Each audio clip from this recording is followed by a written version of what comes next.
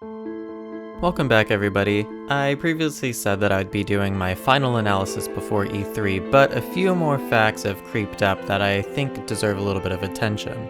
These are a few overlooked things that I didn't think about, but other people actually brought up to me, well, except for one of them. I actually found this one on my own. I'll actually start with the one that I found on my own, and then I will talk about the stuff that other people brought up in the comments section of my last video. I don't want to waste anyone's time, so without further ado, here they all are. The first thing I want to look at is the one that I found on my own, so that is actually on the box art for Pokemon Legends Arceus. We can see at the top of Mount Coronet, there is a structure of sorts. At first it kind of looks like some sort of old style Japanese building, but then when you really think about it, it's probably actually Spear Pillar. On top of this, if you look at the box art, all the characters and Pokemon are facing right towards whatever this structure is at the top of Mount Coronet.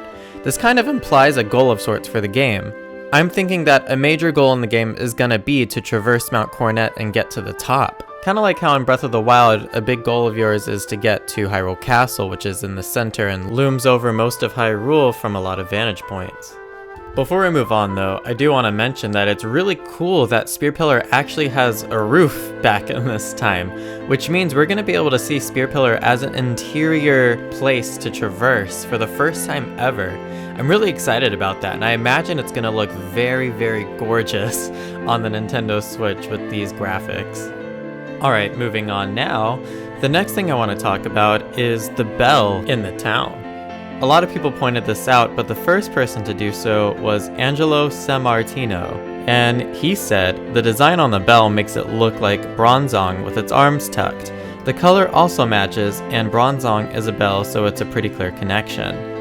I actually said in my video that the bell looked really familiar because of the design on it, and I was hoping that someone in the comments could point out why I felt that way. So thank you, Angelo, for completely blowing that out of the water. That was amazing.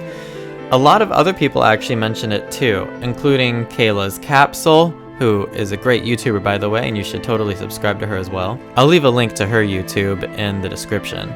Masked Man for Alligator Man, which is a great username by the way. Bibby Plays 2718, Jan Costa Moriera, and RFDN0. Thank you guys so much for pointing this out. I was really hoping that someone would tell me why it looked so familiar to me, and you guys did, and it's actually a really cool idea. Imagine that. Bibby Plays even said, something about the bell reminds me of Bronzong. It would be cool if we did get a quest to replace the other bell and we have to get a Bronzong to do it. That would be awesome, because then you're going to be able to see a Bronzong up there acting like a bell the entire time for the rest of the game after you complete whatever quest that is. I'm really hoping for quests like that. I mentioned something similar to this in my side quest for Pokemon Legends Arceus video. I want stuff that we see become permanent after we finish quests, and this would just be another one of those kinds of things. And of course, I'd really dig it. And finally, the last quick thing I want to point out was brought up by Alex Cullen, also as a comment on my last video. He said, it's a very small feature, but at 1012 you can see the trainer standing in the same position as her Gallade. You know, I actually have noticed this, or I noticed that the trainer was standing in a really funny looking stance at this point, but I didn't think twice about it. If you look at it though, the trainers don't pose like this in other scenes. It's just the scene of her with the Gallade. Do we have customizable poses in this game? That would actually be really fun, so I'm hoping that that is actually the case. There isn't really anything to disprove that. I mean, this kind of seems like proof that this is a concept that'll be in the game. So I hope you're all excited for that, because it looks like we'll have some sort of customization options. Either way, I am still trying to hit 10k subs by the end of the year, so let's make that happen. Please do support me by subscribing and leaving a thumbs up on the video. It really does help a lot. I'll see you on the next video, which will be us watching and streaming E3 2021. And I'm sure we'll have plenty more analysis videos after that as well, because I highly doubt we won't see any more Pokemon Legends Arceus footage at E3. Or even before, if those leaks from before were real.